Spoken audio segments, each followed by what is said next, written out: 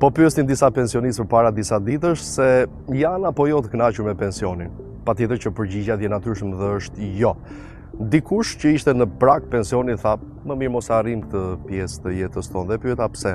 Po vetëm 20% të pagës marrin pension. Imagjinoni nëse dikush ka punuar me pagë minimale se sa do ta ketë pensionin në moshën e tretë. Aq sa vetëm për të kujtuar se ai ka punuar në një periudhë caktuar të jetës së tij dhe kjo pagesë nuk mjafton për të përmbushur as faturat më minimale në shtëpitë e tyre.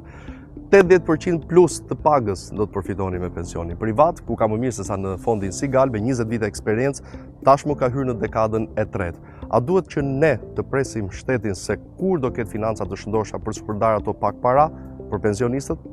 Jo. Dhe të gjithë bashkohemi në këtë pikë dhe ne duhet ta ndërtojmë vetë pensionin, atë të ardhmet, panjohuriet e së cilës janë të shumta, por që ne e dim, parat na duhet dhe na shërbejnë në atë moshë për të përballuar kostot mujore. E paçim jetën sa më të gjatë atëherë.